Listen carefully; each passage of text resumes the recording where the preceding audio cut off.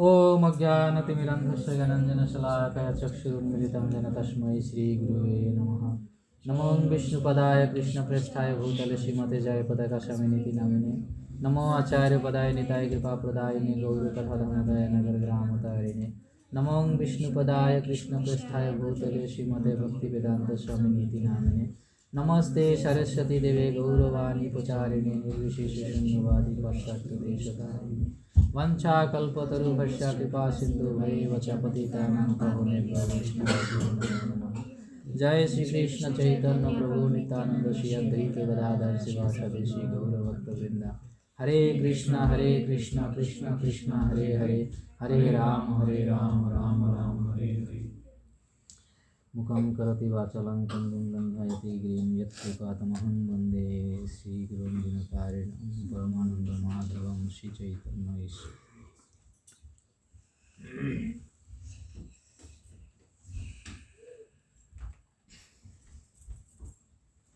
तो आज हमारे चर्चा के जो विषय है बहुत नाउन है, हम जानते हैं, बहुत परिचित विषय है और मुझे नहीं लगता कि बहुत ज़्यादा महत्वपूर्ण भक्तों, क्योंकि हम सब लोग करते ही हैं, नियम का पालन करते ही हैं। क्या टॉपिक क्या है आज? कंठी तिलक शिखा। कंठी समझ आता है ना? कंठी, नेक बीट्स, तिलक और शिखा। नॉर्थ में चोटी के नाम से ज़्यादा जानते हैं, चोटी। वैसे हिंदी का वर्ड है जो शिखा है, वैसे शुद्ध संस्कृत जो शब्द है वो शिखा है, शिखा। तो कंठी हम क्यों धारण करते हैं, क्या कारण है कंठी? कंठी प्रॉपर तो नहीं है, ऐसे माला डाल प्रभु का शुक्र कुछ तो निकला। हाँ अलीशा, प्रभु मैंने सुना था प्रभु जी एक बारी अपना प्रभु जी अपने जो एक बार मंदिर भी आए थे, उधर से उनके हिंदी का लेक्चर देते हैं। हाँ, उनसे सुना था भी हमको लोग पूछते हैं अभी माला को ऐसे गोल गोल क्यों चिपका के डालते हैं, मतलब शास्त्रीय प्रमाण तो नहीं, उन्होंने सिंपल जो भाषा में जिसे हर आम इंसान को शायद समझ आया आसानी से, उसमें उन्होंने ये बताया था। कहता अभी मतलब भी जैसे गली में इंडिया की बात की, जैसे कितने सारे मतलब खुद कन्विंस हो कि हम कर क्या रहे हैं, इसलिए हर एक चीज़ का महिमा, तुलसी की, तुलसी कंठी की, तुलसी की माला, जप माला की, तुलसी देवी की आरती की, ये सब का हमें डिटेल में एलाबोरेटली ना हो, थोड़ा बहुत जो भी है बेसिक इन्फॉर्मेशन हमें होना बहुत ज़रूरी है। तो तुलसी महारानी के महिमा के बारे में हरि भक्ति विलास में श्री सनातन गोस्वामी काफ़ी कोट किया है स्कंद पुराण से, और ब्रह्म वैवर्त पुराण में भी हैं काफ़ी सारे चीज़ यहाँ तुलसी महारानी के बारे में बताए गए हैं। और हमें अगर तुलसी महारानी का प्रकट लीला हम जानते हैं कि धरती में प्रकट कैसे हुआ है तुलसी का आविर्भाव, तो उसमें और काफ़ी कुछ चीज़ क्लियर हो जाते हैं।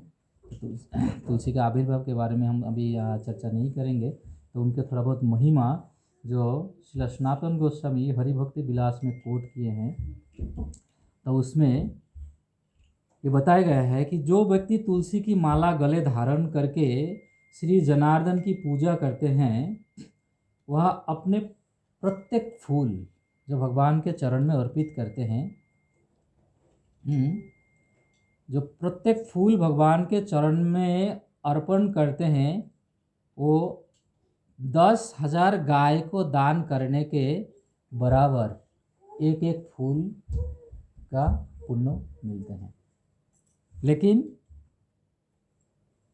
वो फूल चढ़ाते समय उनके गले में कंठी माला होना आवश्यक है। जो व्यक्ति गले में कंठी माला धारण करके तो फूल भगवान के चरण में अर्पण करते हैं, उनको 10,000 गोदान के बराबर एक एक पुष्प अर्पण में फल प्राप्त होते हैं।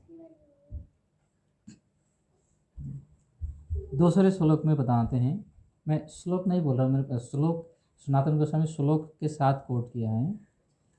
तुलसी काष्ठा संभूतम यमालाम वहते नरः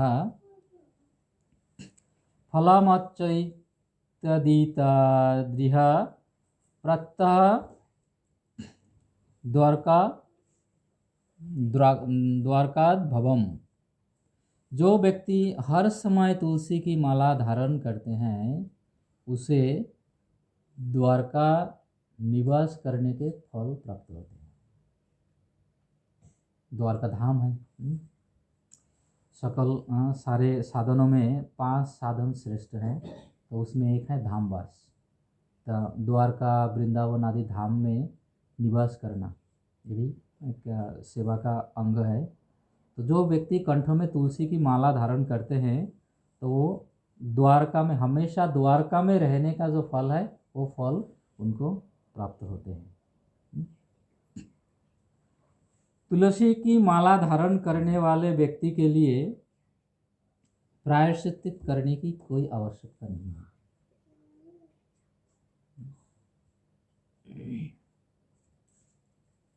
वास्तव में वह अपने जीवन के किसी भी चरण में दूषित नहीं होते। प्रायश्चित हम क्यों करते हैं? कर्मकांड में आते हैं प्रायश्चित। प्रायश्चित का मतलब है क्या है? कोई गलती हो गया उसका निवारण के लिए या उससे मुक्ति प्राप्त के लिए कुछ करना होता है। और सिंपली जो बोलते हैं पश्चाताप, तो पश्चाताप वो बहुत लाइट कि हम मन से किसी से कुछ किया है तो पश्चाताप करने से वो सुधर जाता है। तो बहुत बहुत बड़े बड़े पातक होते हैं, जो पाप आदि होते हैं उसका लेवल होता है, अलग अलग से लेवल होता है। लघु पातक, गुरु पातक। जो लघु पातक होते हैं, लघु पाप होते हैं, वो कभी कभी पश्चाताप से हो जाते हैं, कभी कभी सेवा के माध्यम से हो जाते हैं। जब गुरु पाप हैं उसके लिए आनुष्ठानिक रूप से प्रायश्चित विधि है। एक कर्मकांड के ऊपर एक प्रायश्चित विधि है। लेकिन ये सभी प्रायश्चित है, पश्चाताप भी प्रायश्चित का ही एक फॉर्मेलिटेशन है, तो उससे भी कम हो जाते हैं पाप। तो ये प्रायश्चित तब करना होता है जब व्यक्ति पाप करते हैं। तो यहाँ पे स्कंद पुराण में ये बताया गया है कि वास्तव में जो व्यक्ति तुलसी की माला धारण करते हैं उसको पाप होते ही नहीं, इसलिए उसको प्रायश्चित करने की कोई आवश्यकता नहीं है।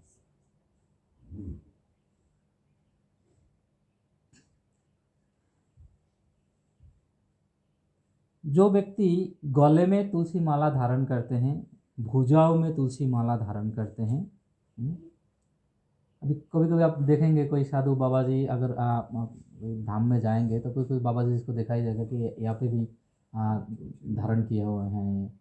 गले में बहुत सारी होती हैं, बहुत सारे धारण किए होते हैं, तो हाथ में भी धारण किया होता है। तो स्कंद पुराण में इसका प्रमाण है कि हाथ में भी धारण कर सकते हैं बाजूबंद की तरह। तो जो व्यक्ति कंठी माला से अपने को सुशोभित करते हैं और बाजू में भी तुलसी माला पहन के सुशोभित करते हैं, अलंकृत करते हैं, तो उसके शरीर में श्री हरि हमेशा निवास करते हैं।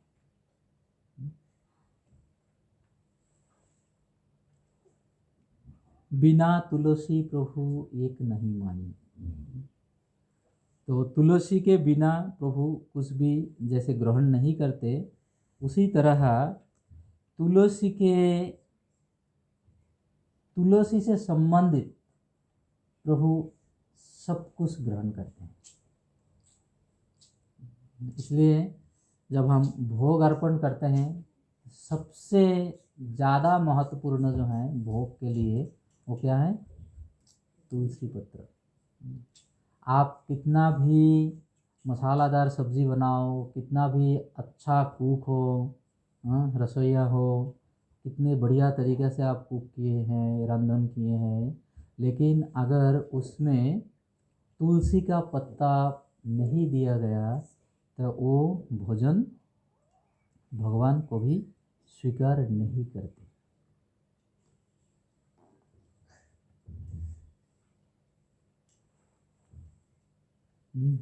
तो ये तुलसी की माला का बहुत महिमा है। ये पूरा स्कंद पुराण में एक बहुत बड़ा चैप्टर है। वो चैप्टर में इसको बहुत विस्तार से व्याख्या किया है, लेकिन हमें कम से कम इतना महिमा जानना बहुत ज़रूरी है कि तुलसी का इतना महत्व क्यों है। क्योंकि ये तुलसी देवी के जो आविर्भाव लीला है, प्रकट लीला, पता है धरती में तुलसी देवी का प्रकट कैसे हुआ? पता है आप लोगों को? किसी को पता है? किसी को थोड़ा पता है?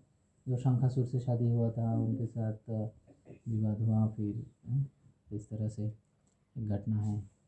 तो फिर बाद में, तो अगर जब आपको पता है कि शंखासुर जो है वो तुलसी महारानी के पति थे। तुलसी महारानी गोलोक वृंदावन में भगवान श्री कृष्ण के श्रीमती राधा रानी के नित्य सखी हैं। तो वृंदा देवी के रूप में जाना जाता है गोलोक वृंदावन में। तो उनका शादी शंखासुर से हुआ है। तो जब शंखासुर को भगवान ने वध किया, वध करने के बाद, और इसी से कनेक्टेड ही है शालिग्राम शिला। तो तुलसी देवी के शाप से शालिग्राम बने, बहुत बड़ा लंबा घटना है अगर जिनको पता है। तो उसके बाद जब तुलसी महारानी शांत हो गए, वृंदा देवी जब शांत हो गई, सारे क्रोध निकल गए, शांत हो गए, अपना शाप दे करके सब कुछ करके, उसके बाद तुलसी महारानी पूछे कि अब मुझे क्या करना है। तब बोले कि आप, भगवान श्री कृष्ण बोले कि आप धरती में ही अपना इस रूप में, वृक्ष के रूप में आप धरती में ही निवास करोगे, क्योंकि धरती के जो जीव है वो आपके कृपा के बिना मेरे प्रसाद नहीं प्राप्त कर पाएंगे। ये आपके लिए आशीर्वाद है। तो तुलसी महारानी को इस तरह के आशीर्वाद दिए कृष्ण कि वो भगवान के कृपा देने की जो शक्ति वो तुलसी महारानी में प्रदान किए। इसलिए तुलसी महारानी को आशीर्वाद दिए कि आप धरती में रह करके जो भी मेरे सेवा करने के आग्रही होंगे तो उनको आप सुशोभित करोगे, अपने कंठी के माध्यम से और पत्र के माध्यम से पवित्र करोगे। उसके बाद वो मैं स्वीकार करूँगा। तो इसलिए भगवान स्वयं तुलसी महारानी को धरती में रहने के लिए आदेश दिए कि भौतिक संसार के जीव को ये फल का प्राप्त हो। तो इसलिए भगवान यहाँ पे तुलसी महारानी को ये बात बोले थे, बिना तुलसी प्रभु एक नहीं माने। बिना तुलसी के प्रभु कुछ भी ग्रहण नहीं करते। अगर हमें भगवान को संतुष्ट करना है तो भगवान की सेवा करनी है, और भगवान को सेवा करने के लिए हमें भगवान क्या चाहते हैं वो हमें अर्पण करना है। तो भगवान बता दिए कि बिना तुलसी के प्रभु कुछ भी ग्रहण नहीं करते। तो हम अगर भगवान को कुछ अर्पण करना चाहते हैं तो सबसे पहले हमें तुलसी उसमें डालना है। तो हम अगर खुद अभी भगवान को अर्पण क्या करें? खाना पीना भोजन यही तो है ना। भगवान का तो यही बिजनेस है, और तो कुछ है नहीं संसार में। खाना खिलाओ, भोग लगाओ, और आपने जो फरमाइश है वो उनके आगे जारी करते जाओ, और वो प्रोवाइड करे तो सही है, और नहीं करे तो फिर कल खाने के बाद कुछ और मिलेगा। गली गलोच जो भी है, जो भी हमारे, और बाकी प्रसाद जिस तरह से मिलते हैं वो हम दिया करेंगे। पर खाना पीना ही खाली प्रसाद नहीं है, हमें ये समझना है। अगर हमें भक्ति करना है, भगवान के चरण में जाना है, तो सबसे पहले हमारे अपने ऊपर तुलसी अर्पण करना है, ताकि हम भगवान के प्रभु के चरण में लगे, प्रभु के सेवा के अधिकार हमें प्राप्त हो। इसलिए हमें सबसे पहले हमारे अपने ऊपर तुलसी अर्पण करना है। तो अपने ऊपर तुलसी क्या करें? पत्ते लेकर हर सर पर डालें? नहीं, कंठी के रूप में हमें तुलसी धारण करके रखना है हमेशा। ये शास्त्र का प्रमाण है। तुलसी माला इसलिए हमें हमेशा धारण करना है। कभी कभी इसे बहुत सारे ऐसे आते हैं, डिबेट्स आते हैं कि 1 राउंड क्यों नहीं पहन सकते, 2 राउंड क्यों पहनना है, 3 राउंड क्यों पहनना है, कभी कभी सवाल आते हैं ना। तो यहाँ पे जो बताए हैं कि बिना तुलसी के एक मुहूर्त भी व्यक्ति को नहीं रहना चाहिए। अगर आप एक पल भर के लिए भी बिना तुलसी के आप रहे, तो उस समय आप भगवान के नहीं हो। ये शास्त्र का प्रमाण है। इसलिए आपके गले में हमेशा कंठी लपट के रखना है। तो इसी को ही प्रमाण देते हुए, इसको ही और मजबूत करते हुए बताए हैं कि अगर इनकेस अगर 1 राउंड अपने कंठी धारण किया, किसी कारणवश अगर वो टूट गया, तो वहाँ पे आपके लिए वो जगह नहीं रहेगा कि उसको आप दोबारा से टाई करके वहाँ से एक निश्चित स्थान में जाओ और कंठी को पूरी तरह से लगाओ। इसलिए कम से कम 2 राउंड होनी चाहिए। अगर 2 राउंड है तो इमरजेंसी के समय अगर कंठी टूट गए तो उसको खोल के 1 राउंड करके आप गले में रख सकते हो। इसलिए 1 राउंड का विधान शास्त्र में इसलिए नहीं है, स्कंद पुराण में, क्योंकि इसका महत्व दिया गया है ना। तुलसी का महत्व क्या है? बिना तुलसी के एक पल भी नहीं रहना है। अगर आप एक क्षण के लिए बिना तुलसी के रह गए और इनकेस इस समय मृत्यु हो गए, तो यमराज जी का अपना चित्रगुप्त का खाता चलेगा। और भले कितना भी पापी क्यों ना हो, अगर उसके गले में तुलसी है तो चित्रगुप्त का खाता खुलेगा नहीं। अपने हिसाब के लिए खोल सकता है, पर उसके हिसाब लेने के लिए नहीं खुलेगा। ये प्रमाण है शास्त्र का। इसलिए हमें भक्ति मार्ग में आने के लिए, कृष्ण के शरण में जाने के लिए सबसे पहले ये जान लेना जरूरी है कि बिना तुलसी के एक मुहूर्त भी आपको नहीं रहना है। ये पहले निश्चित कर लो, है कि नहीं? शास्त्र का प्रमाण है। और इस संदर्भ में चैतन्य महाप्रभु 3 राउंड के विधान उन्हें बताए हैं। उनका एक श्लोक था, मुझे पूरा याद नहीं है।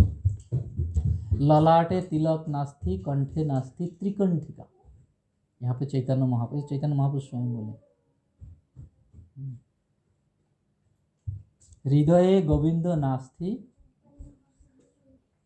सर्व पाप उपद्रिका, ऐसे कुछ श्लोक है। तो उसमें चैतन्य महाप्रभु बताए जिसके ललाट में तिलक नहीं है, जिसके गले में त्रिकंठिका नहीं है, उसके हृदय में गोविंद नहीं रहते, और वो उपद्रव करने वाले, उत्पात मचाने वाले हैं संसार में। तो इसलिए सबसे पहले हम अगर कुछ अर्पण करें, उससे पहले हम अपने आप को प्रभु के चरण में अर्पित करने के लिए तुलसी की माला हमें धारण करना है। ये सिद्धांत है। और हमारा तो स्वभाव है, बिना प्रॉफिट के हम काम करते नहीं। कुछ मिलेगा तभी हम कुछ करेंगे। इसलिए शास्त्र में इसके ये सारे महिमा बताए हैं कि आप तुलसी के माला धारण करोगे, आप शस्त्र से नहीं मरोगे, आपको अकाल मृत्यु नहीं होगा, आपकी एक्सीडेंट नहीं होगी, ये भी बताए हैं स्कंद पुराण में, इसका प्रमाण है। प्रभु, ये कैसे पता लगेगा कि जैसे अभी माला डाली हुई है कि वो असली तुलसी की माला है या नहीं है? क्योंकि इस पर मैं जैसे इंडिया गई थी तो वहाँ पे स्पेशल एक शो भी है जिसमें यही लड्डू गोपाल का और ये सब सामान मिलता है। मैंने उसको बोला कि तुलसी माला चाहिए मेरे को, बोला असली चाहिए या नकली? मैं एक बार उसके मुंह को देखने लगी भी। तो वो बंदा से भी तो असली भी खरीदो नहीं। पहले बात तो ये है कि असली भी उसके पास असली नहीं है, इसलिए ये आपको कंफर्म करना पड़ेगा। असली चीज नकली, असली जो है वो पता नहीं बहुत महंगी है, और जो सस्ती है वो नकली है, वो 40 रुपए की तो 60 रुपए। नहीं, उसने मेरे को ये बोला असली। मैं इसलिए पूछ रही हूँ कि अगर तुम जैसे प्याज लहसुन वगैरह नहीं खाते या लड्डू गोपाल की सेवा, कभी कभी नियम, अब अभी आप वृंदावन में जाओगे, जो लोग माला बना के वहाँ पे बेचते हैं तो उनके पास असली तुलसी की माला भी होते हैं। तो ये आपको कंफर्म करना है किसी तरह से कि मैं शायद एक ही माला इसका कि मैं एक ही माला बाहर के बनाए हुआ पहना, उसके बाद मेरी दूसरी माला जो है वो मैंने खुद बनवाया, और तीसरी माला जो है वो मेरे अपने जीजा जी माला बनाते हैं, मैं उनसे बनवाया, और चौथा माला जो मेरे दीक्षा के माला था, और दीक्षा के माला के बाद वो माला और मैं चेंज नहीं किया। आज भी मेरा वही माला है, और जब मन का टूट जाता है मैं उसी में ही ऐड करते रहता हूँ। तो अभी जो मैं उसमें ऐड करता हूँ वो ज़्यादातर मेरे पिताजी बनाते हैं, तो पिताजी के बनाए हुए हैं। डाली हुई है वैसे। अगर आप अनश्योर हो, श्योर नहीं हो, तो ऐसे किसी व्यक्ति से आप कांटेक्ट करके उनसे ओरिजिनल जो तुलसी माला जो अपना हाथ से बनवाते हैं, ऐसे किसी व्यक्ति से आप ले सकते हो। नहीं प्रभु जी, इंडिया में कहते हैं अगर तुलसी माला गले में डालनी है ना, कोई प्याज नहीं खाना, कोई लहसुन नहीं खाना, कुछ नहीं खाना अगर डालनी है तो गले में। तो इंडिया में लोग कम ही डालते हैं, फिर इंडिया में डरते हैं ना लोग, कहीं उनको तभी पुण्य की जगह पाप ना हो। अभी हम हमारे अपनी बात कर रहे हैं कि हम जो लोग प्याज लहसुन से बाहर आ गए, हमें उनके चर्चा में अभी हैं। जैसे हमारी टेंशन तो ये है कि हमने तुलसी माला डाली हुई है, ये ना श्योर हो कि हाँ ये है असली है, तो उस केस में मैं पूछ रही थी। हाँ, उस केस के लिए अगर आपको डाउट है तो आप एक दूसरा कंट्री, जो लोग आप जहाँ पे श्योर हो 100% कि वो तुलसी की माला बना के दे रहे हैं, ऐसे किसी व्यक्ति से एक माला और लेके फिर उसी को आप जैसे इस्तेमाल करो। हम इस्कॉन में वहाँ जाते हैं वृंदावन वगैरह, वहाँ तो असली होता है।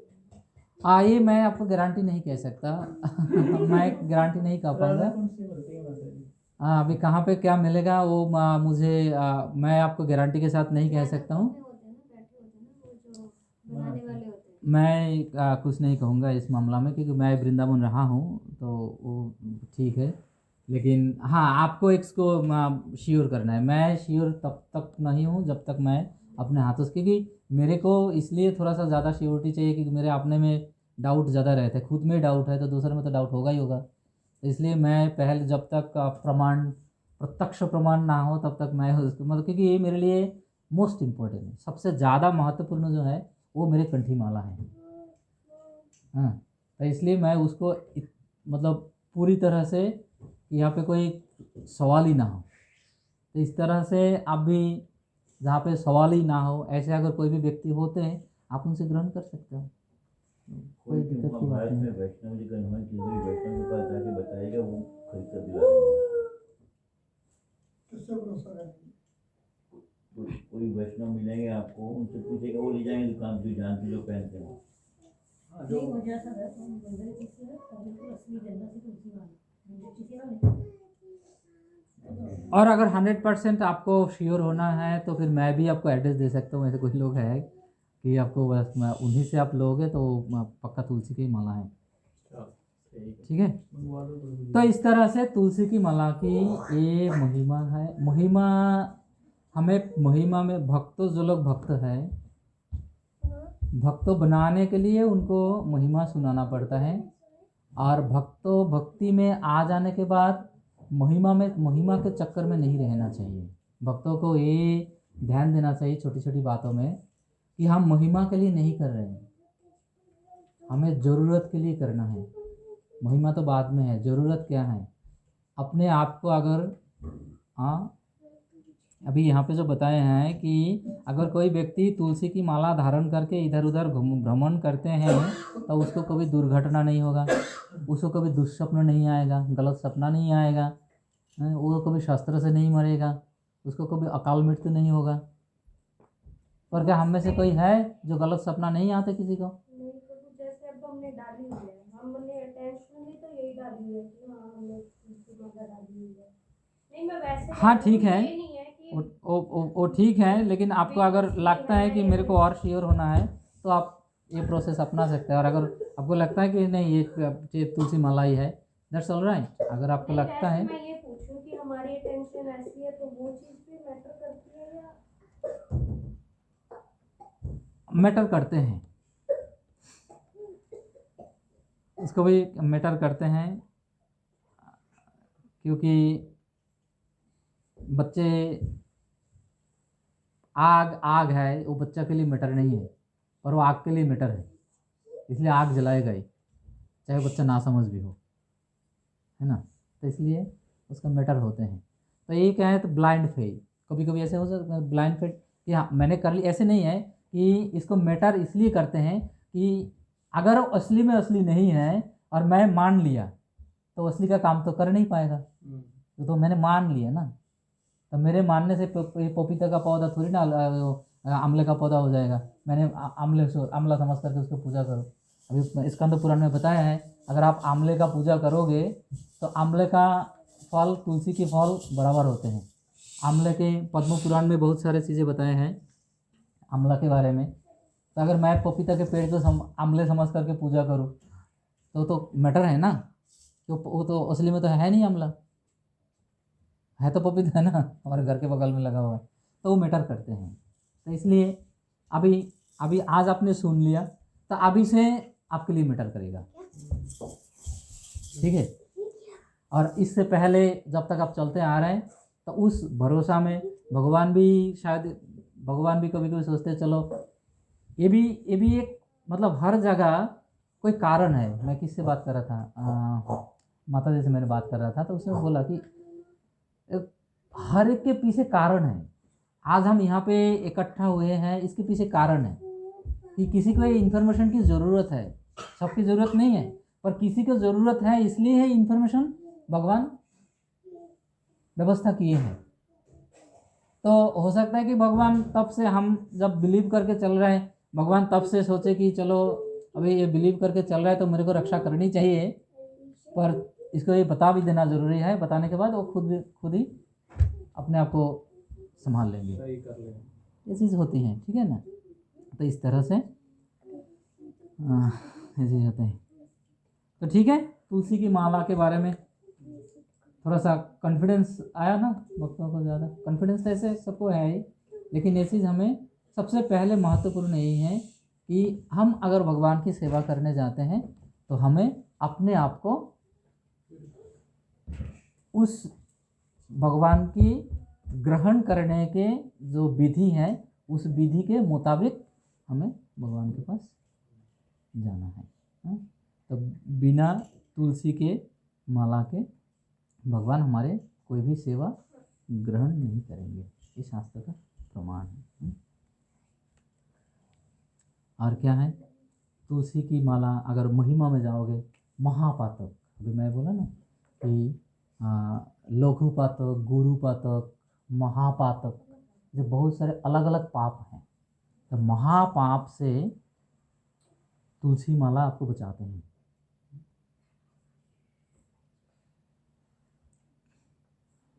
महापातक संहत्रिण स्कंद पुराण में बताते हैं। देहो सदा हरि ही, गरुड़ पुराण में बताते हैं तुलसी माला धारण करने से देहो सदा हरि ही, ये हरि मंदिर बन जाते हैं, हरि का स्थान बन जाते हैं।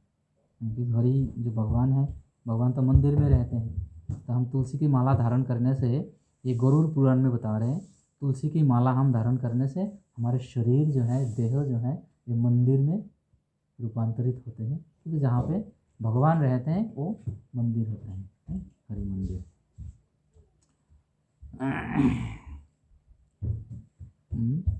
पुण्य कर्म, आप पुण्य कर्म करोगे, पितरों की पूजा करोगे, देवताओं की पूजा करोगे, उसमें जो आपको फल प्राप्त होगा, कंटिन्यूअसली करने से जो फल प्राप्त होगा, खाली तुलसी की कंठी माला धारण करने से निरंतर वो फल आपको प्राप्त होता रहेगा। और कितना है? निरंतर तो है, लाखों गुना ज़्यादा। ये गरुड़ पुराण के प्रमाण है। तो इस तरह से तुलसी महारानी का महिमा है। और यमराज, सब लोग हम जानते ही हैं कि जिसके यमराज अपने अनुचरों को आदेश दिया है, जिसके कंठ में तुलसी की माला है, वो आपका मैटर नहीं है।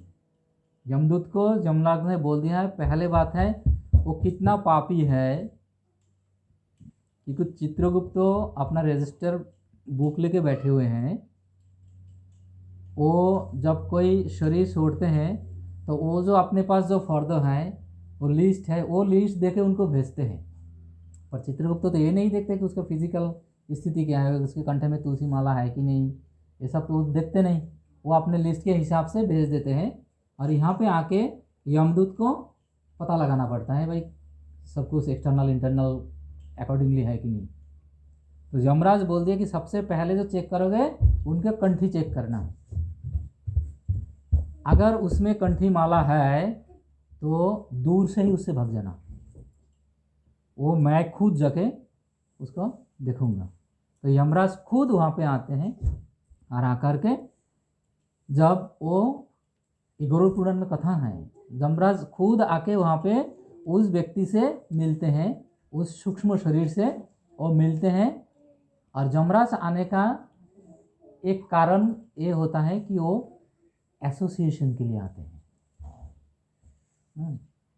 वो एसोसिएशन, खुद एसोसिएशन के लिए वो आते हैं और उसके बाद वो निर्णय भगवान के ऊपर छोड़ते हैं। ये तुलसी कंठी की इस तरह के महिमा गरुड़ पुराण में भी बताए हैं। यमराज के दूत बहुत दूर से भाग जाते हैं। लेकिन अभी तो हम ये सब बहुत कुछ सुन लिया। माला हमें पहनना चाहिए भगवान को समर्पित होने के लिए, भगवान के कृपा प्राप्त करने के लिए। और माला पहनने से इतना सारे फल हमें प्राप्त होगा, हम अकाल मृत्यु से बचेंगे, ये सब कुछ होगा। लेकिन ना करने से क्या होगा, ये भी सुनना जरूरी है कि नहीं? ना करने से क्या होगा? थोड़ा सा कठिन है हजम करना। शास्त्र का प्रमाण है ना, क्योंकि शास्त्र हमारे परिस्थिति देख करके शास्त्र नहीं लिखा गया। हम क्या ले पाएंगे नहीं ले पाएंगे ये सोच करके शास्त्र नहीं लिखा जाता। शास्त्र में एब्सोल्यूट ट्रूथ वर्णन किया जाता है, ठीक है ना। तो शास्त्र में यहाँ बताया गया है, यत् कंठे तुलसी नास्ति ते जनस मूढ़ा मनसा। जिनके कंठ में तुलसी की कंठी नहीं है, वो वे जनस जनताएं, एक व्यक्ति नहीं है, मूढ़ा मनसा, मनुष्यों में सबसे ज़्यादा मूर्ख है, सबसे ज़्यादा मूर्ख है। और उसके बाद क्या है, अन्नम विष्टा जलम मूत्रम अमृतम रुधिरम भवेत्। उस व्यक्ति के लिए जो तुलसी माला धारण नहीं किया, उस व्यक्ति के लिए उसका जो भोजन है अन्नम, वो मल के बराबर है, विष्टा के बराबर है, शास्त्र का प्रमाण। जलम मूत्रम, जो जल का पान करते हैं वो पेशाब के बराबर है, जब बराबर नहीं, पेशाब ही है। और अमृतम रुधिरम, अगर उसको अमृत मिलते हैं तो वो खून है, खून पीते हैं। अब देखिए तुलसी की माला कितने महत्वपूर्ण है। अगर यही कारण नहीं है कि हम भगवत भक्ति करने के लिए ही तुलसी माला धारण करें, इस चीज़ों से बचने के लिए भी तुलसी की माला आवश्यकता है। इसलिए कोई भक्ति करे या ना करे, भक्ति जो है वो व्यक्तिगत विषय है,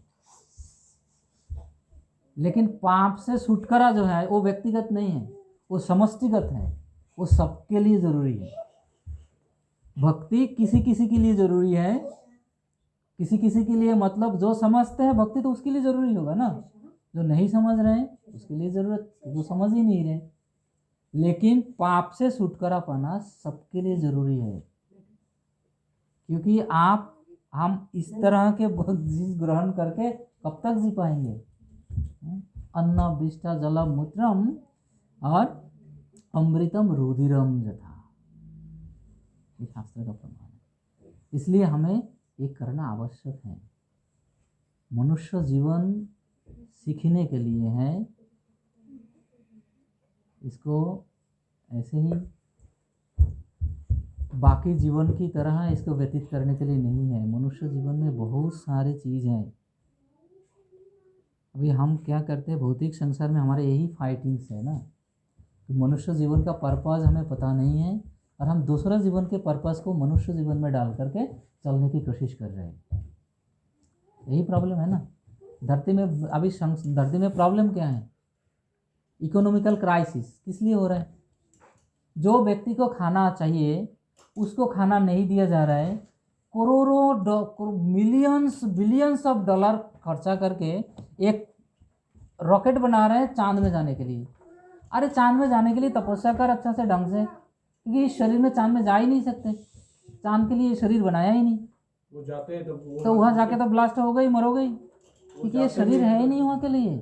और वो जो जिस जगह के लिए जो चीज़ नहीं है उस जगह के लिए, उस वस्तु के लिए, उस विषय को यूज करोगे तो गलत ही अवसर होगा ना। अभी मनुष्य शरीर भगवत भजन के लिए है, जानने के लिए है, और हम इसके ऊपर क्या बैठा दिया? इंजॉय, स्वाधीनता का गाड़ी टायर लगा दिया, चक्का लगा दिया, बेटा भाग अभी। और भागते भागते क्या कर रहे हैं? इंजॉय के नाम से दुनिया के सारे फ्रस्ट्रेशन मनुष्यों में ही है। और कितना प्रकार के जीव है? 84 लाख प्रकार के जीव है। इसमें से साइकोलॉजिस्ट कितने जीवों में है? खाली मनुष्यों में ही है ना, है कि नहीं? तो दिमाग की प्रॉब्लम किस में है? खाली मनुष्य में, एक ही प्राणी में है। क्यों?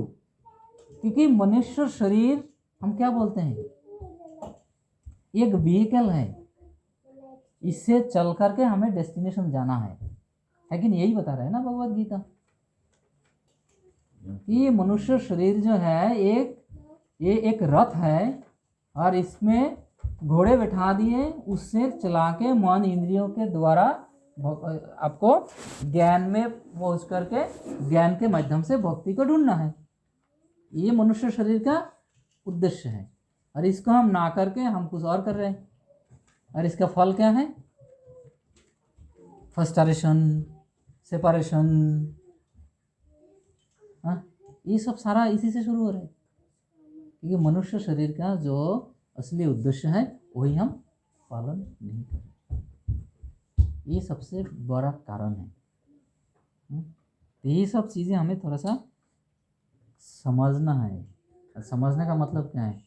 सुनना और समझना दो अलग चीज़ है। प्रभुपाद के जब टॉपिक चल रहा था उसमें मैंने बताया था, प्रभुपाद बार बार एम्फसाइज कर रहे थे, नॉट जस्ट रीड, स्टडी। पढ़ने में और अध्ययन में फर्क है।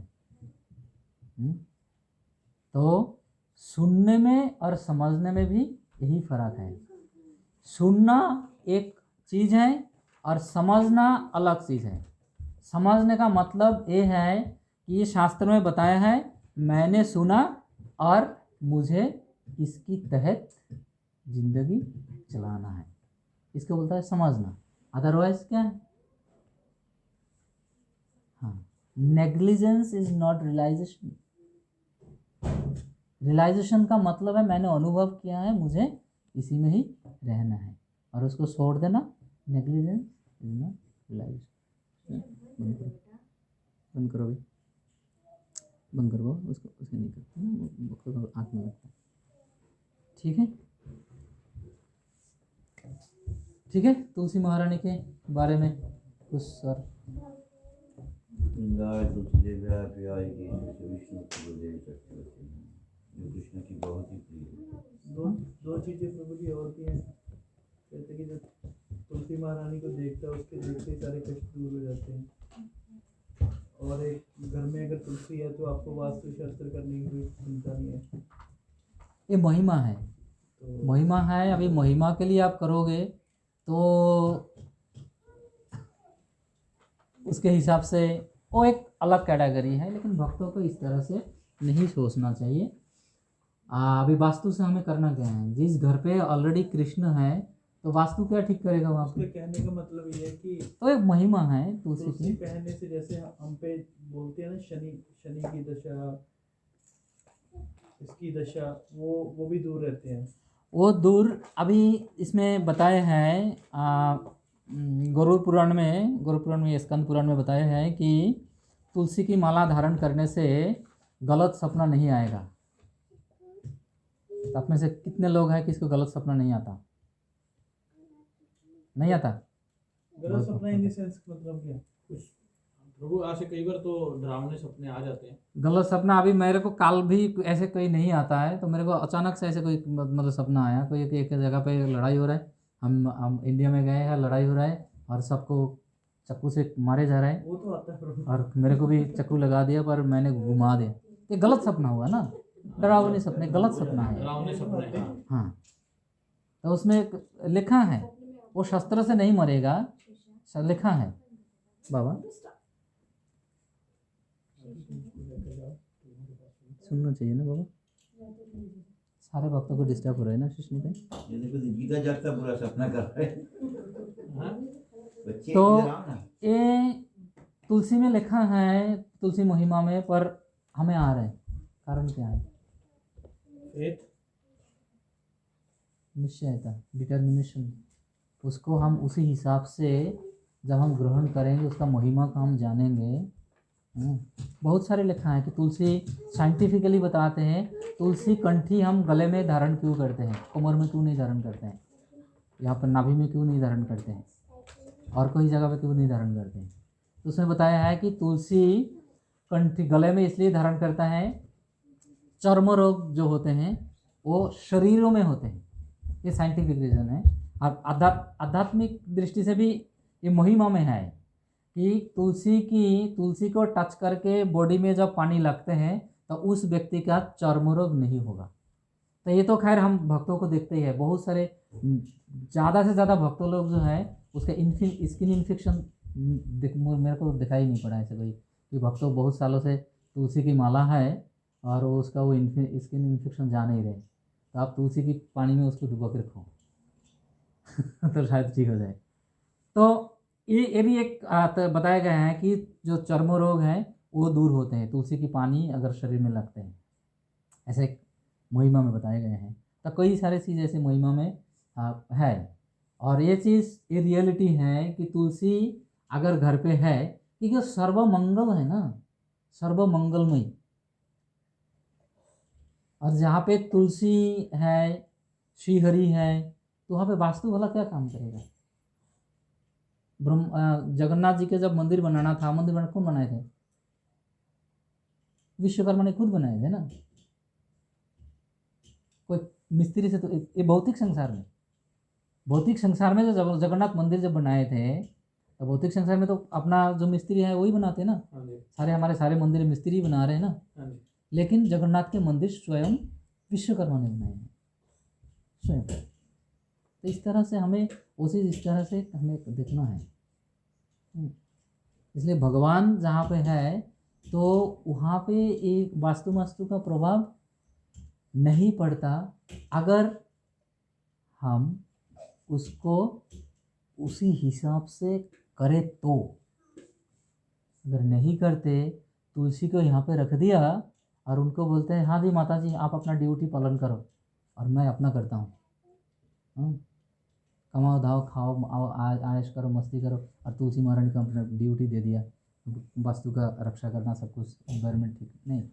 उसके लिए आपको भी तुलसी महारानी के आगे जाके उसी हिसाब से रिसिप्रोकेशन, हर जगह पे वन वे कोई कनेक्शन नहीं होता, रिसिप्रोकेशन है।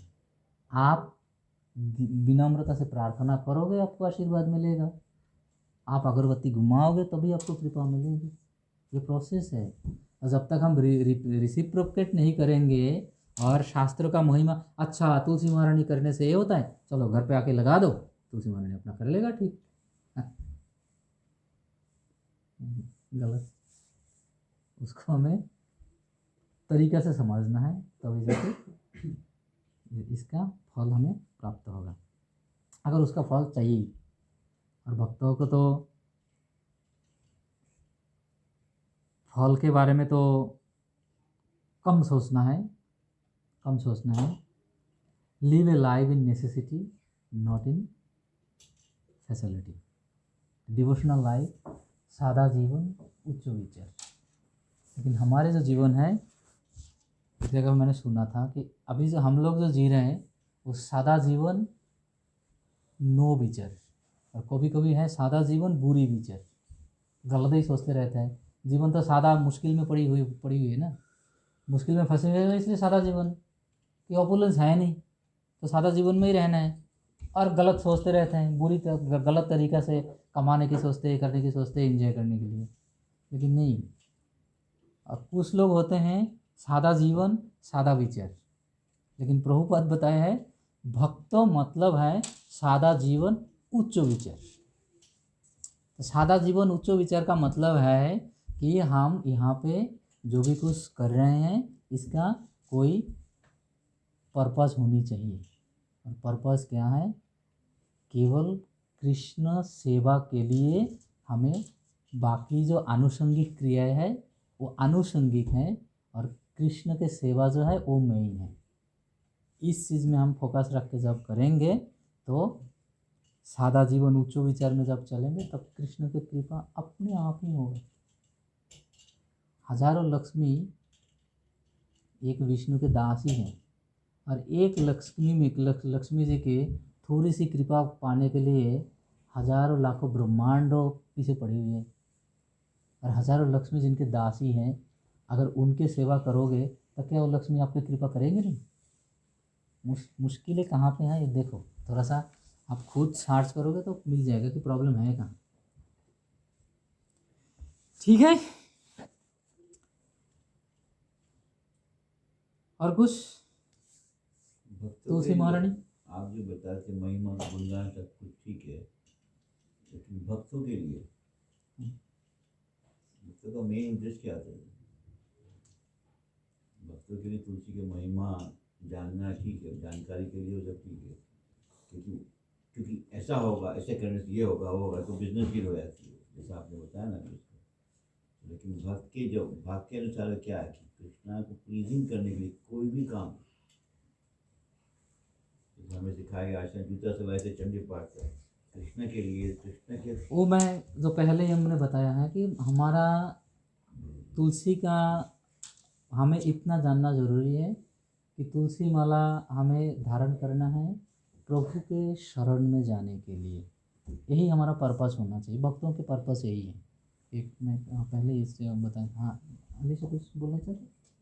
अच्छा मैं हाँ तो ठीक है। तो तुलसी महारानी को इस भौतिक संसार में, धरती में, अभी गोलोक में मैं जब जाऊंगा तब पता अगर जा पाऊंगा आप लोगों की कृपा से, तब पता चलेगा कि वहाँ पे भी वृक्ष के रूप में है कि नहीं, पर वहाँ पे लाइव है वृंदा देवी के रूप में।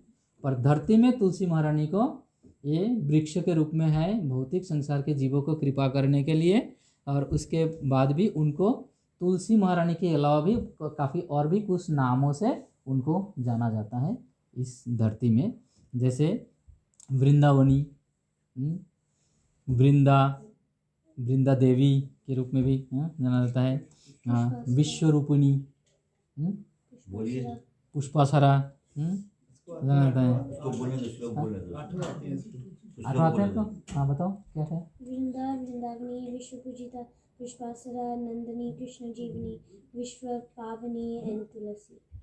विश्व पूजिता, विश्व पूजिता। ये सारे इस सारे नामों से जाना जाता है। तो बाकी कोई कुछ संप्रदाय है, अलग अलग संप्रदाय में बल्कि दूसरा नाम प्रेफर करते हैं लोग, कि तुलसी महारानी को तुलसी नाग बोल के वो कृष्ण जीवनी बोलते हैं, विश्व पावनी बोलते हैं, इस तरह के। तो ये सारे नाम एक ही हैं। अगर ये नाम का आप उच्चारण करते हो और तुलसी महारानी का नाम उच्चारण करते हो, ये सब बराबर है इनको। ठीक है, तुलसी तो 7 बज गया। तिलक पे तो यही ना 20-20 में अटके रह जाते हैं। तुलसी को पूरा करने के लिए हाँ? वृंदावन तुलसी के नाम पे ही है। मतलब वृंदावन जो धाम है वो भी तुलसी माता के नाम पे ही है। वृंदावन वृंदावन, वृंदावनी, यहाँ पे लिखा है वृंदावनी। वृंदावनी का मतलब जो वृंदावन को प्रकट करते हैं, वृंदावनी।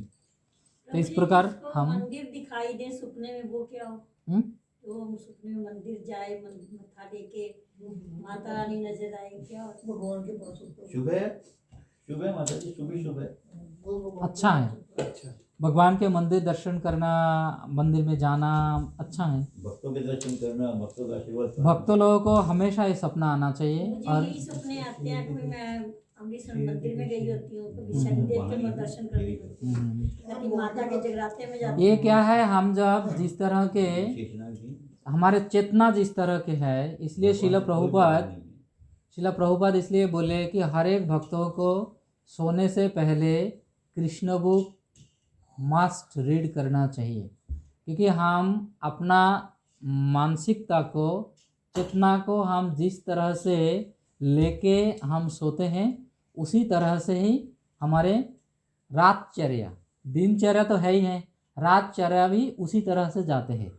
इसलिए शास्त्र में बताया गया है, साधु महात्मा जो है वो 24/7 24 घंटा भगवान की सेवा करते हैं। तो कुछ समय प्रकट सेवा होते हैं, कुछ समय अप्रकट सेवा होते हैं। तो अप्रकट सेवा में जो साधु होते हैं वो निद्रा में भगवान के धाम का दर्शन करते हैं, भगवान के भक्तों के दर्शन करते हैं। तो ये बहुत सारे कुछ बताएंगे बहुत सारे लोगों के, लेकिन हमें डिवोशनल वे में देखना है। अभी आपके कर्ता ने बता दिए हैं, जो भगवान का मंदिर जब सपना में देखते हैं वो भगवान के पास देते हैं। तो ये कुछ गलत वहम लोगों के बस में ऐसे कुछ होते हैं। और पहले भी बताते थे कि मंदिर ऐसा सपना में मंदिर आ रहा है, ऐसे इसे जाने का समय हो गया। तो हमें तो मंदिर पे तो हमेशा ही जाना चाहिए, इस शरीर में जाए, शरीर छोड़ के जाए तो अच्छी बात है ना। लेकिन वहम है, लेकिन भक्तों को इस तरह की मेंटालिटी रख के करके सोना चाहिए कि वो रात को सोते समय भी मंदिर ही जाए।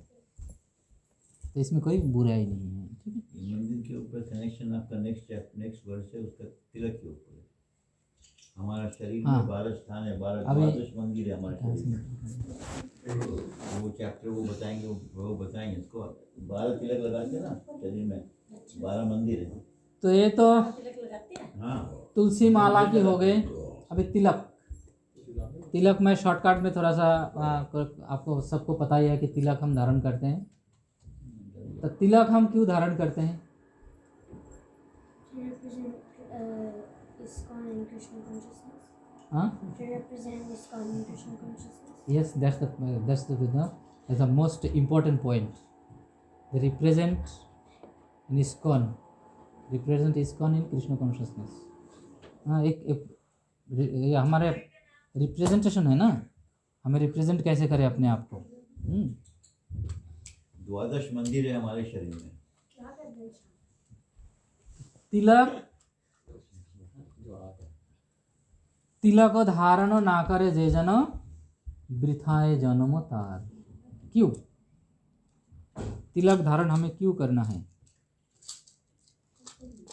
क्योंकि तुलसी जिस तरह से हमें पवित्र करते हैं, तिलक भी उसी तरह से। क्योंकि हम इतने गहराई में घुस गए, इतने बद्ध अवस्था हमारे इतना कठिन है कि कई सहायता की हमें आवश्यकता है। एक से काम नहीं चलेगा, एक से काम नहीं हो पाएगा, इसलिए बहुत सारे चीज़ हमें चाहिए।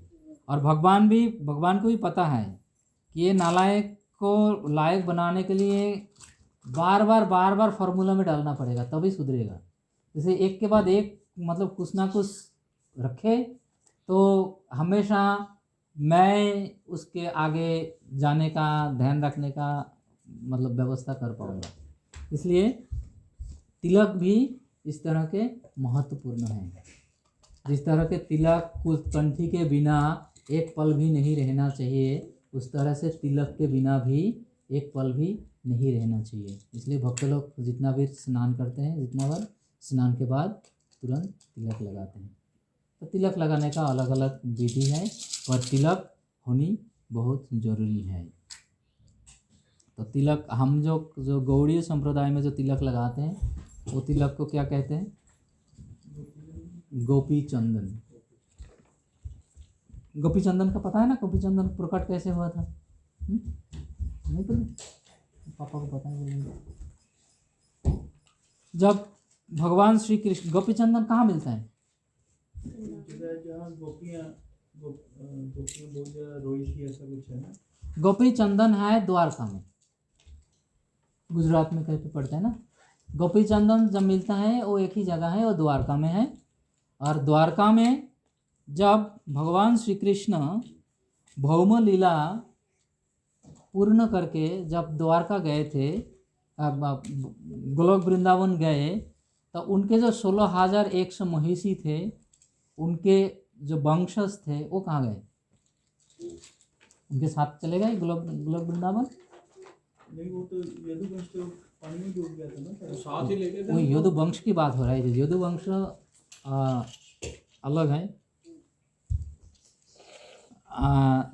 तो उनके जो 16,108 महिषियाँ थे, उनके एक एक पत्नी के गर्भ से 10-10 पुत्र थे, एक एक कन्या थे। तो ये सारे बहुत बड़ा फैमिली थे।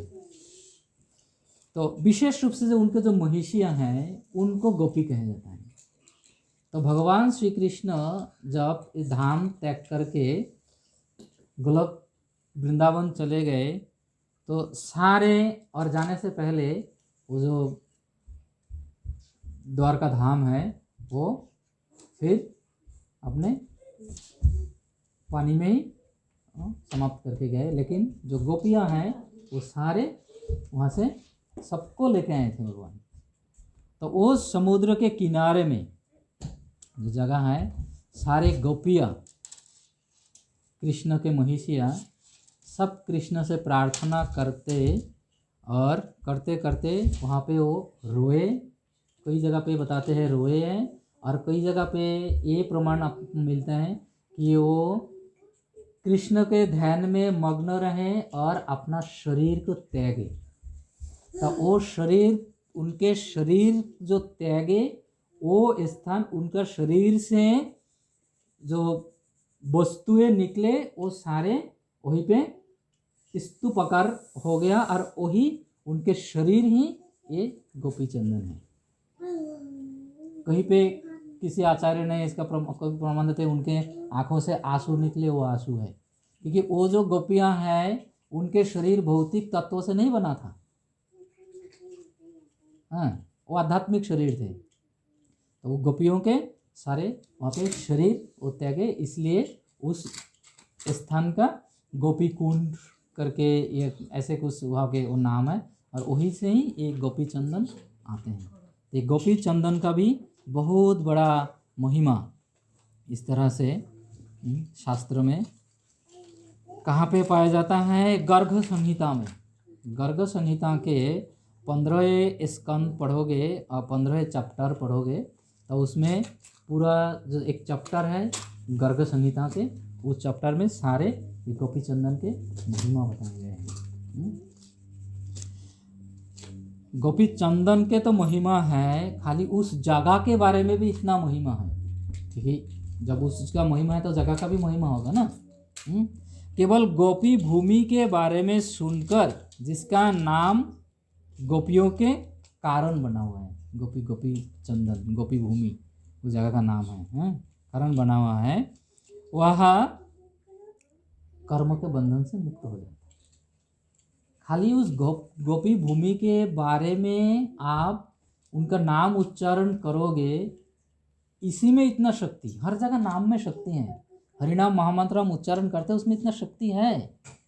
तो इस तरह के गोपी चंदन की, गोपी भूमि की, उस स्थान की अगर आप नाम उच्चारण करते हो तो आपके सारे पाप नष्ट हो जाएगा। एक यहाँ का गोपी भूमि का महिमा है। और कोई जगह ये क्या है, गर्ग संहिता में ये भी यहाँ पे बताए हैं कि गोपी चंदन जो है ये गोपियों के आभूषणों से, गोपियों के आभूषणों से ये प्रकट हुआ है। जो व्यक्ति अपने अंगों पर गोपी चंदन का तिलक लगाते हैं उसे गंगा स्नान का फल मिलता है। अभी गंगा में जाके हम हर रोज नहा नहीं सकते, तो गोपी चंदन और गंगा में कोई अंतर नहीं है। आप अगर गोपी चंदन का धारण करते हो तो आप ये समझो कि आप गंगा स्नान कर लिए। गोपी चंदन में तो नहीं ड्युअलिटी है कोई? प्योर है ना वो जो मिलता है? हाँ, गोपी चंदन प्योर है, जो मंदिर में मिलता है। मंदिर में जो मिलता है उसको एक्सटेंड करते हैं, पर प्योर है उसमें। मेरे को खुद को करना पड़ा तो इसलिए कुछ चीज़ें है तो ठीक है, पर प्योर है जो इसमें। वृंदावन में मिलता है वो प्लास्टिक की डब्बियों में, वो कार्डबोर्ड वाली नहीं, वो मत खरीदो। लुई बाज़ार में जाओ, ऐसे बड़ा बड़ा पत्थर मिलता है पूरा। मैं जब भी वृंदावन में जाता हूँ तो मैं गोपी चंदन वहाँ से मतलब 3-4 किलो के हिसाब से मैं खरीदता हूँ, और उसको फिर घर पे ला के उसको पानी में मिला के उसको सान के, कंकड़ थोड़ा बहुत कंकड़ से होते हैं तो उन मैं निकाल देता हूँ। तो मेरा जो अपना तिलक है वो सॉलिड वहाँ के हैं। अभी जो हम व्यवहार कर रहे हैं वो मेरे भाई ने बनाया हुआ है। वो यहाँ पे लेके आने देते हैं वो? हाँ, क्यों नहीं, हम तो पूरा 1-1.5 किलो जैसा ले आए थे ना। सैंड वगैरह सारा कुछ जो भी हाँ? हो डिक्लेयर करना पड़ता है ना? नहीं, मिट्टी है, क्या डिक्लेयर करोगे? सो उसमें लिखा होता है ऑयल डिक्लेयर करना पड़ता अगर हो सकता है, मेरे को पता नहीं, मैंने डिक्लेयर किया नहीं, मेरा तो ऐसे ही आ गया। मैंने कभी प्रभु नहीं की किया, कृपा है। पर कभी इशू नहीं हुआ। है। तो- हरे कृष्णा लोग कई चीजें नहीं, ऐसे ऐसे होता है ना, करते हैं, माता जी आते हो ना। डिक्लेयर कर दो तो मैंने फिर जब वो लेके पकड़। आती हूँ, मैं भी जब लेके आती हूँ हमेशा 8-10 जो है वो लेके आती हूँ। कभी मैं डिक्लेयर नहीं करती हूँ और कभी कुछ नहीं हुआ। आज तक तो इस तरह से गोपी चंदन की ये महिमा है। जो व्यक्ति प्रतिदिन गोपी चंदन का तिलक लगाता है उसे सभी पवित्र नदियों में प्रतिदिन स्नान करने का पुण्य फल प्राप्त होता है। जैसे हम जब आसमन का करते हैं तो आसमन में हम एक मंत्र उच्चारण करते हैं, गंगे च जमुने चैव गोदावरी सरस्वती नर्मदे सिंधु कावेरी जलेऽस्मिन् सन्निधिं कुरु। हम सारे नदी तीर्थ आह्वान करते हैं इस तरह से, तो फिर सारे नदी तीर्थ वहाँ पे आते हैं। ये सारे तीर्थ स्थान हैं, गंगा जमुना सरस्वती गोदावरी कावेरी सिंधु, ये सारे पवित्र नदियाँ हैं। इस नदियों में स्नान करने से पाप धुल जाते हैं। लेकिन जो व्यक्ति तिलक धारण करते हैं हर रोज़, तो ये सारे तीर्थ स्थानों में स्नान करने के पुण्य प्राप्त होते हैं। ये महिमा है, इस तरह की महिमा है। जो व्यक्ति प्रतिदिन गोपी चंदन का तिलक लगाता है उसे थोड़ा ज़्यादा इम्पोर्टेंट है, 1000 अश्वमेध यज्ञ के 100 राजस्व यज्ञ के, जो कभी नहीं कर सकते,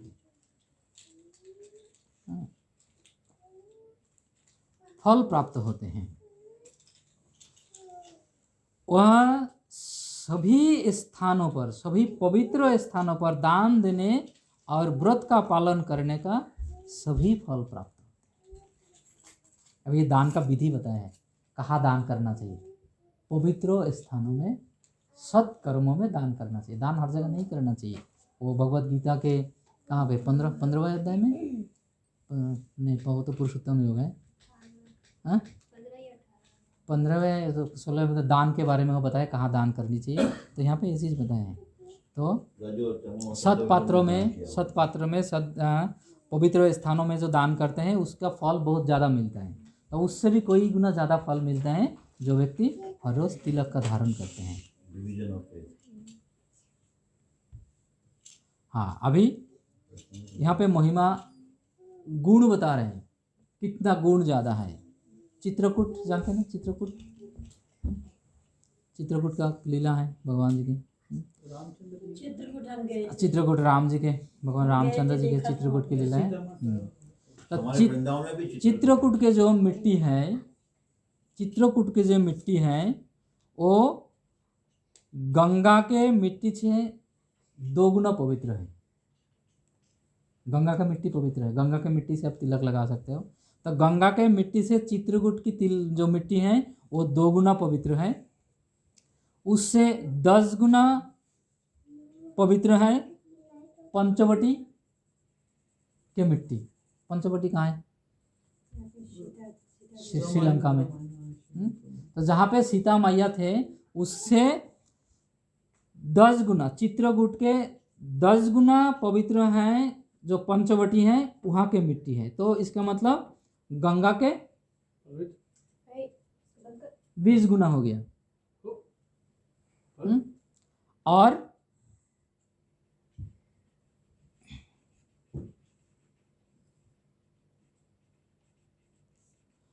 सौ गुना अधिक पवित्र है इससे, जो पंचवटी है, पंचवटी का मिट्टी का जितना पवित्र है उससे 100 गुना अधिक पवित्र है गोपी चंदन। तो ये गोपी चंदन की महिमा बताए हैं। और गोपी चंदन और ब्रज के जो मिट्टी है ये दोनों बराबर है। गोपी चंदन और वृंदावन के मिट्टी में कोई, वृंदावन के धूल में कोई अंतर नहीं है। तो इस तरह से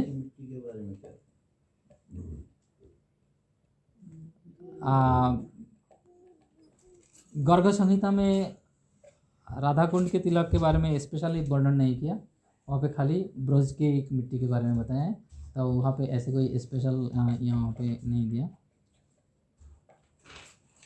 तो इस तरह से गर्ग संहिता में इसके बारे में बहुत विस्तार से इसका महिमा है। लेकिन भक्तों को तिलक धारण इसलिए करना है कि ये गोपी चंदन लगाने से जो शरीर है ये हरि तुल्य बनते हैं, हरि तुल्य। इसलिए ये हरि मंदिर। हाँ, इसलिए तिलक का अलग अलग विधान है। अलग अलग संप्रदायों में अलग अलग प्रकार के तिलक लगाया जाता है। तो गौड़ीय संप्रदाय में गौड़ीय वैष्णव जो तिलक लगाते हैं, ये तिलक का क्या नाम है? नाम तो नहीं बताया। 2 विष्णु जी की लेंस है और ये तुलसी प्रभु जी। गौड़ीय संप्रदाय के जो तिलक हैं इसका एक नाम है ऊर्ध्वपुंड्र और दूसरा नाम है हरि मंदिर।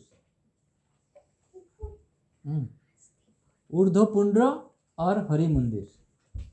तो हरि मंदिर इसलिए कहा जाता है कि हमारे ललाट के, ये ज्योतिष विद्या आपको बताएगा, ज्योतिष शास्त्र बताएगा, हमारे ललाट में 3 देवता, त्रिनाथ, 3 देवता का निवास होते हैं।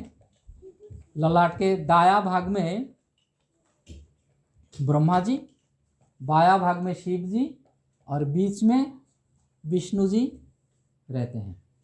तो हमारा ये जो तिलक है, जो तिलक हम इस तरह से बनाते हैं, तो इसके दाएं तरफ ब्रह्मा जी रहते हैं, बाएं तरफ शिव जी रहते हैं, और जो बीच का भाग है उसमें विष्णु भगवान रहते हैं।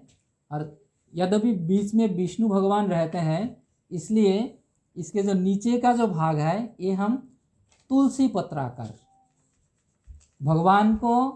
भगवान विष्णु जी को अर्पण करने के लिए तुलसी की पत्र हम बनाते हैं, इसलिए तुलसी पत्राकार। कभी कभी कोई बोलते हैं कि ये बांस के पत्ता है, कभी कुछ और बोलते हैं। अलग अलग संप्रदाय में है, पर गौड़ीय संप्रदाय का जो सिद्धांत है वो ये है, ऊर्ध्वपुंड्र तिलक है, और ये जो नाक के ऊपर है ये तुलसी का पत्ता है। ये गौड़ीय संप्रदाय का सिद्धांत है। ब्रह्मा जी राइट में और लेफ्ट में ब्रह्मा जी राइट में और लेफ्ट में शिव जी, और बीच में प्रभु ये कहीं सुना है कि ये जो तुलसी पत्ता है ये भक्ति विनोद ठाकुर जी ने शुरू किया था। अगर ऐसा कोई प्रमाण अगर है तो मैं इसके 100% आपको श्योरिटी मैं नहीं दे सकता, पर चैतन्य महाप्रभु तिलक लगाते थे, वो नीचे लगाते थे।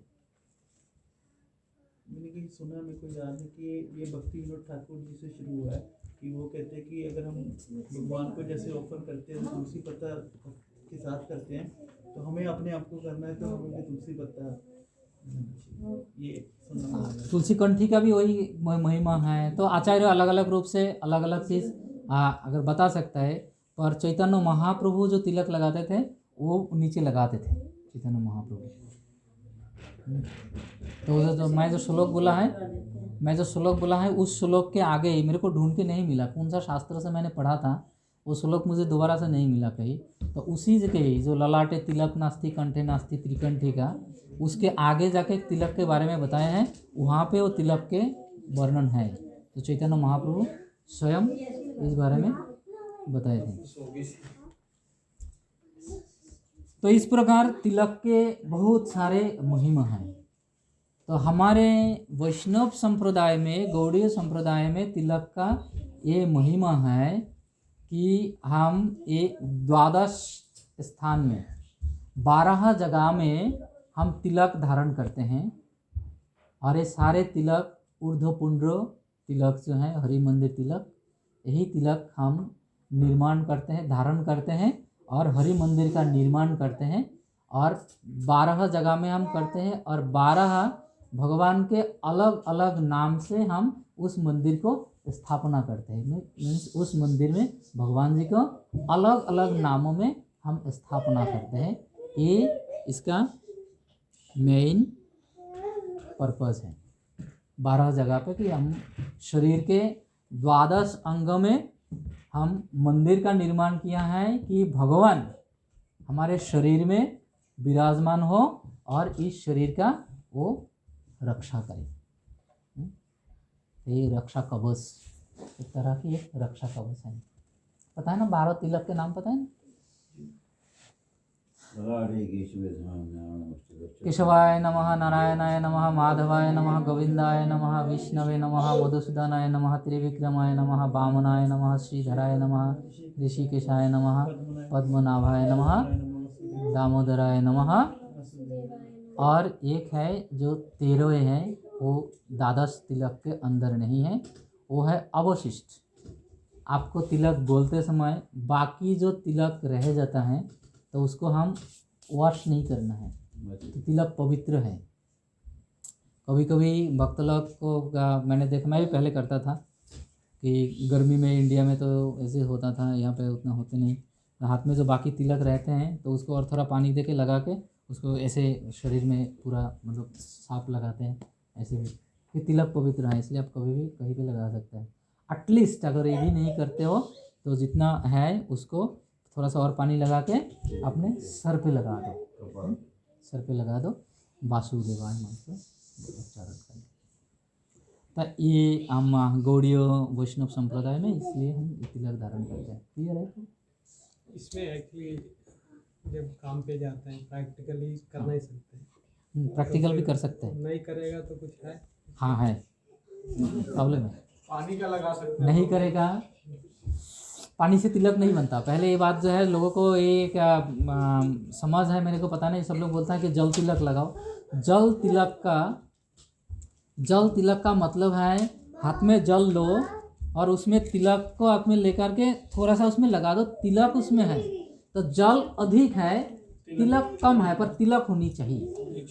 जल तिलक कभी कभी लोग यही बोलते हैं जल तिलक मतलब खाली पानी से लगा लो, खाली पानी से नहीं लगाना है, तिलक को उसमें डालना है, पर तिलक को पानी के बराबर रखो, पर उसमें तिलक होनी चाहिए। तो आपको अगर हाँ तिलक, मैं वो बोलने से पहले हमें बोलना था, मैं क्वेश्चन में मैं बाद में जाऊँगा। तिलक हम लगाते हैं, अगर प्रश्न करें तिलक हम क्यों लगाते हैं, इसका उत्तर क्या है? साइंटिफिक रीजन में, साइंटिफिक नहीं है, आध्यात्मिक। साइंस, हम साइंटिस्ट नहीं है, साइंटिस्ट हम पढ़ाई किए नहीं। आध्यात्मिक हम तिलक क्यों लगाते हैं? हरि बोल। चलो चलो बच्चे लोग, माता जी बोलते हैं तो बहुत ठंडा रहता है। हाँ सही गल है। तिलक, द्वादश मंदिर की स्थापना की बात करेंगे। तिलक हम इसलिए लगाते हैं जब हम अपने, नहीं नाम देते हैं। हरे कृष्णा, चलो उधर प्रभु जी ने हरि सुन बोल। लिया। तंग कर रहे हैं कि तू हमको तंग कर रहा है? अभी बाबा कह रहे हैं सारे बच्चे अंदर लगे खेला कर लो जा।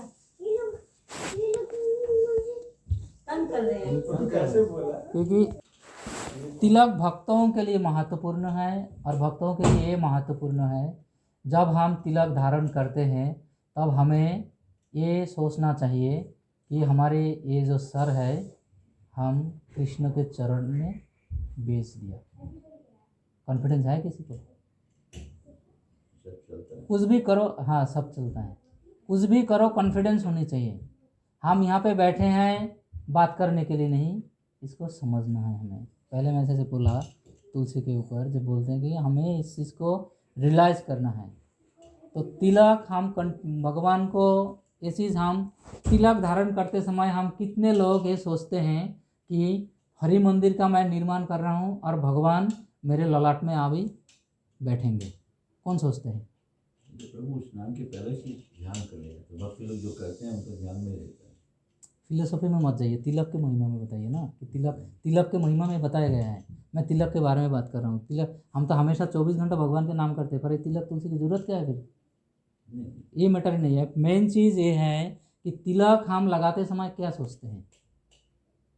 क्या हम कभी ये सोचते हैं कि ये ब्रह्मा जी इधर है, शिव जी इधर है और विष्णु जी को इधर है, हम हर रोज़ बैठाते हैं मालती माता जी? कभी हम सोचते हैं इस तरह से? नहीं सोच पाते हैं।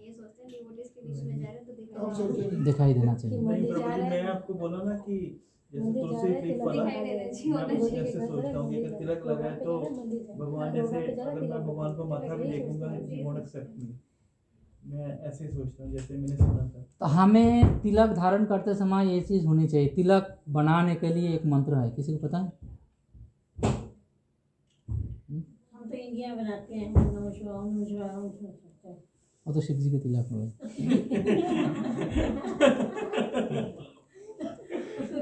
प्रभु शिव जी आते हैं तो शिव जी आगे तक लेके आए। तिलक जब हम तैयार करते हैं उससे पहले, जब से हम बोलते हैं कुकिंग जब हम करते हैं, प्रिपेयर करते समय हम श्रीमती राधा रानी को स्मरण करें कि हे राधा रानी, मेरे कोई अधिकार नहीं है, आप प्लीज़ कृपा करें और मैं किचन में जा रहा हूँ भगवान जी के लिए खाना बनाने के लिए। उस समय हर एक चीज़, जब हम तिलक को बनाते हैं तो तिलक बनाते समय भी हमें भगवान के स्मरण करना चाहिए। ओम गोविंदो वल्लभम केशवानंतो बलायु बरह, ओम गोविंदो बराह वल्लभम केशवानंतो बलायु, ओम गोविंदो वल्लभम केशवानंतो बलायु बरह तिलकं मे प्रसादतु। इस तरह से वो मंत्र का उच्चारण करके फिर उसमें हम तिलक बोले, और तिलक को लगाते समय हमें ध्यान करें कि ये तिलक हम अपना ललाट में लगाए हैं। अभी भक्तों लोग कभी कभी तिलक के ऊपर क्लास देते हैं, वो ये बताते हैं कि तिलक हम ललाट में तिलक लगाया है मतलब है हम अपना सर भगवान के चरण में बिक चुका है। ये सर हमारा भगवान के चरण में बिक चुका है और ये दूसरे किसी के सामने झुकेगा नहीं। फिलोसॉफी हमें पता होनी चाहिए। कोई भी अगर कल कुछ बोल देगा और कल हमें नहीं भैया तिलक लगाया है, नहीं तिलक लगाया है, इसका प्रमाण है शास्त्र में, हम उसके आगे झुकेंगे नहीं जब तक वो हमें सिद्धांतों से समझाएंगे नहीं। तो झुकने का मतलब कि ये और किसी के दासत्व नहीं करेगा, केवल कृष्ण दास है। तो तिलक लगाने का असली मतलब जो है ये है कि वो अपने आप को इस तरह से प्रिपेयर करे। हम क्या हैं, प्रभुपाद बार बार क्या बोलते थे, वी आर प्रैक्टिसिंग डिवोटी। ये ध्यान रहना चाहिए। तो हम क्या कर रहे हैं, प्रैक्टिस कर रहे हैं। आज हम तिलक लगा दिए, कल बोलेंगे मैं किसी का दास नहीं हूँ, नहीं कर सकते। हम प्रैक्टिस कर रहे हैं, पर हमें इस लेवल तक आना है, तब हमें ये तिलक के महिमा हमें पता होगा कि ये सर जो है ये कृष्ण के चरण में बिक चुका है और दूसरा किसी के सामने झुकेगा नहीं। झुकेगा नहीं का मतलब क्या है, दो जगह पे झुकना है, एक है कृष्ण में और एक है कृष्ण के भक्तों में, वैष्णव में। इसके अलावा और सर झुकने का इन द सेंस आपको समझना है, सर झुकने का मतलब है और किसी का दासत्व का स्वीकार नहीं करेगा। तो ये तिलक का जो मेन पर्पस है वो ये है, शास्त्र इस तरह से बता रहे हैं। लेकिन हमें पर्पस तो कुछ पता ना होने के बजाय से हमें महिमा श्रवण करके कम से कम महिमा में उत्सुक होकर कम से कम तिलक धारण करें और अपने आप को पवित्र करें। इस तरह के मैं अपने तरफ से मैं इस तरह से लेता हूँ। ठीक है। तो इसी प्रकार बहुत सारे महिमा शास्त्र में तिलक के बारे में है। और तिलक के भक्तों के लिए उद्देश्य है कि वो श्री हरि के चरण में शरण ग्रहण किया है और हरि को अपने सबसे ऊंचा स्थान, अपने सर भगवान के चरण में अर्पित किया है। ठीक है।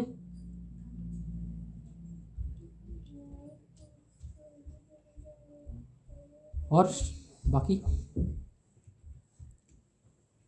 शिखा के बारे में सोचा था कि शिखा के बारे में शिखा के बारे में शास्त्रिक सिद्धांत जो है वो आध्यात्मिक दृष्टिकोण बहुत उतना नहीं है जितना कि बाकियों का है, तिलक और तुलसी का। तो शिखा एक सांप्रदायिक सिद्धांत है, सांप्रदायिक में है। और शिखा के बारे में थोड़ा बहुत हरिवंश पुराण में थोड़ा बहुत शिखा के बारे में बताया है कि शिखा क्यों होना चाहिए, शिखा के महिमा क्या है। तो शिखा के महिमा जो बताया है उसमें ज़्यादातर जो है वो चक्र कुंडलिका आदि जो होता है ना, कुंडली विचार, चक्र विचार, उसके साथ ज़्यादा रिलेटेड है। हाँ, शुक्ति जैसे शक्ति का ये सब ये होता है। तो इसके साथ हरिवंश पुराण में इसके बारे में थोड़ा बहुत वर्णन है।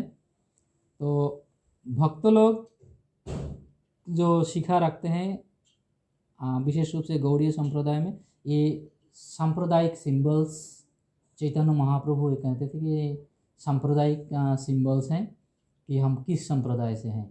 तो 4 सत संप्रदाय है, तो चार सत संप्रदाय में, चारों संप्रदाय में शिखा का व्यवस्था है। तो हमारे गौड़ीय संप्रदाय के जो शिखा है, ये शिखा का चैतन्य महाप्रभु के सिद्धांत के हिसाब से ये शिखा का जो साइज उन्होंने बताया है, काफ फुटप्रिंट, जो गाय के बछड़े हैं, बछड़े के पैर के जितना निशानी है उतना बराबर के साइज होना चाहिए। और इसके वही शक्ति के लिए यही जैसे चक्र कुंडली ये सब के लिए, शक्ति के लिए हरे कृष्ण प्रभु जो बताया है प्रभु, इसमें साइंटिफिक बहुत सारे रीज़न इसमें देते हैं। तो पहले जो आध्यात्मिक के साथ रिलेटेड है वो ये बताते हैं कि शिखा जो है ये त्याग के प्रतीक है।